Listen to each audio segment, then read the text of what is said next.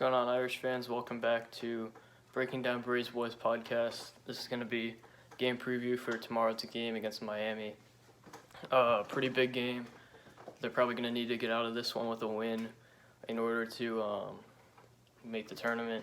They're going to need to pretty much win out and win a game or two in the ACC tournament. Like I said in my last video, I believe Miami's coming to South Bend. It's going to be on ACC Network. Miami's 14-12. Mike Bray thinks they're a lot better than their record shows, though, and I agree. I watched the Virginia Tech game against them. They're really explosive with their guards and stuff. They did beat a really good Illinois team who was ranked a couple weeks ago. I think they took them out of the top 25. So that just shows you how good they can be. They're led by their three guards that are really good: Chris Likes, Dahan Vostovich, and Isaiah Wong. Isaiah Wong just won Freshman of the Week, I think last week. The middle guy, Dahan, he's averaging 13 points a game, and he was in the FIBA World Cup. Really good shooter, I've heard. And Chris Likes is their star player, their main scorer. If you watch any of their games, you're going to hear his name a lot. But yeah, this team is fully healthy. They're going to be dangerous. Mike Bray did a press conference, and he said that they're a full team. They're really dangerous. He said that they play exactly the opposite of us on offense. He said they make two passes most of the time, one or two passes, and then they ISO. It's like Chris Likes or Isaiah Wong or whatever. That's what they like to do, and it's really hard to stop. And he also talked about our guys. He said that he gave them 2 days of rest this week, Wednesday and Thursday. So that could mean that they'll come out really fresh. They'll be running the floor, doing all that, because you saw in the North Carolina game there was times that they were fading. Everybody, not a single player, just the whole team. They looked exhausted. They got their rest, so they should be in good shape for this game. Hopefully they don't end up like the Bears and come out rusty every time they have a day off. So I'm talking about all that. My offensive keys are going to play our game. Don't let them determine what we do on offense. They like getting in passing lanes. They're fast.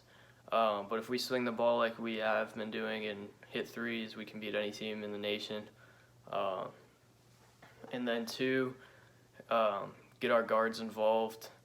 You saw at the end of the UNC game when Prentice Hub and TJ Gibbs were doing really well, how dangerous this team can be. Even if UNC isn't that great, that's exactly what you want to see out of Prentice Hub and TJ Gibbs. And that can, that can spark us, take us to March Madness. So yeah, my third one is assist to turnover ratio. This is kind of a basic team, so I'm just putting that in there. Always a good idea to not turn over the ball. They've been pretty good about that recently, except in the Duke game. But yeah, they got to do that. Miami's a pretty basic team, but they do like getting out in the passing lanes, stuff like that. My leading scorer prediction is going to be John Mooney.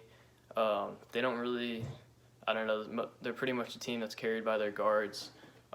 So I think John Mooney can have a really good game. John Mooney's having a good game against everybody. There he is back there. Any center he's been playing against or power forward, he's done really well against. So yeah, I think that can carry over into this one, especially in a big game that they really need. My matchup of the game isn't going to be a player. It's going to be who controls the pace, sort of like Mike Bray versus them. I don't know. If Miami can control the pace of this game, I think they're going to win. We're not good when we're sped up. We got to slow it down on offense, do all that. If you want a player matchup, it's Chris Likes versus whoever's guarding him. He's their backbone. He's a really good player. Now to my player to lose sleep over. Sorry, the camera's messed up. It's going to be Chris Likes. I've mentioned him a lot already. He's averaging 15 points a game, a couple assists, I think, 1.5 steals per game, which is really good. that's pretty scary to go against. Really aggressive. He's really good at ISOing. They're at their best when he's at his best. One of the best players in the ACC, well, at least one of the best guards. Really good player, like I said. It's going to be crucial that whoever's guarding him limits him at least, because when he's scoring, they're a really dangerous team. My defensive keys are going to be stop those guys from ISOing, like Chris Likes, Isaiah Wong. They love to do that the whole game. It's really annoying.